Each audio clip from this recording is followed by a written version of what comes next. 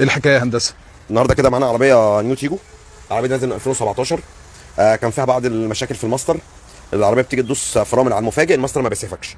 فاحنا كنا بنتفق مع العملاء او بنبلغهم يا جماعه نخلي بالنا مع دوسه الفرامل، نسيب مسافه امنه بيننا وبين اللي قدامنا. واغلبيه حوادث العربيات دي، وحتى لو نسال اغلبيه ملاكها، هي حوادث اماميه مش خلفيه. بس النهارده كده عندنا حاله مختلفه، وهنسال بقى المهندس رامي هو اللي استلم العربيه من العميل، ونشوف قال له ايه الحادثه دي ازاي يا هندسه. مساء الخير على حضراتكم. النهارده العربيه دي حصل فيها تصادم من الخلف، تصادم خفيف.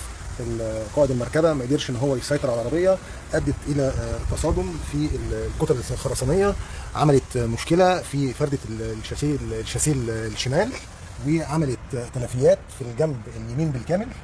ان شاء الله رب العالمين ربنا يقدرنا بفضل الله سبحانه وتعالى ان احنا نقدر ان احنا نرجع العربيه دي للعميل زي ما كانت واحسن بفضل الله سبحانه وتعالى.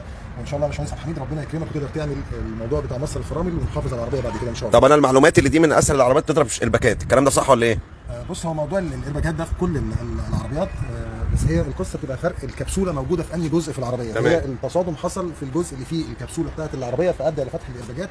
وبفضل الله سبحانه وتعالى هنخليكم تصوروا العربيه دلوقتي المنظر فيها عامل ازاي، وان شاء الله ربنا قدرنا بعد ما تخلص بفضل الله سبحانه وتعالى هتلاقي مفيش اي اثر لفتح الايرباجات، وشغال مش زي ما في ناس بتعمل تحط مقاومه عشان بس تطفي اللمبه. لا، احنا بنرجع نخلي الايرباجات تشتغل، والحمد لله رب العالمين بسعر مناسب. هنكود الكنترول يعني نظبط الدنيا دي. طب دلوقتي هندسه انا المفروض بقول لك في الشغلانه دي، وكان معايا نفس العربيات دي بتجي لي كتير حوادث. يعني كان في سم كده تحب تفتي وتقول لي مش هنشيل الموتور وهنشد الشاسيه على كده ونمشي العربيه على كده، بدل نفك موتور وفتيس وبتاع ووجع دماغ. ايه رايك ايه في القصه دي؟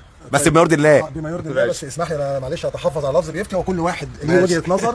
لكن خليني اقول لحضرتك ان الشغل السليم والشغل الصحيح ان العربيه دي لازم يطلع الموتور بتاعها والفتيس عشان اقدر اخد مقاسات فرد الشاسيه مظبوطه. تمام. عشان بعد كده ما يحصلش المشاكل اللي بتحصل لما بنشد العربيه والموتور والفتيس فيها. ايه اللي بيحصل بعد كده؟ تلاقي في مشاكل وانت ماشي، تلاقي العربيه فيها تزنيق. تمام. طبيعي ان بيحصل تاكل لقعده موتور قعده فتيس، تيجي بقى تشيلهم عشان تغيرهم وتيجي تركبهم، بنسميها بتركب على العاصي وبتبقى فيها مشكله وتفضل العربيه مزنده. طب احنا ايه اللي يخلينا نفضل بقى بلافيهات نشد وبتاع ونظبط الكلام ده؟ طبعا انت سيدي عارفين انا يا باشمهندس. فطبعا احنا بنعمل ايه؟ الصح صح. تمام. احنا بنطلع المكنه والفتيس، نبتدي نظبط شغلنا، نظبط مقاستنا، قواعدنا مظبوطه، وترجع الحاجه تركب زي ما كانت، وبفضل الله سبحانه وتعالى الامور ترجع طيبه، وربنا يستر يا رب طريق الناس كلها.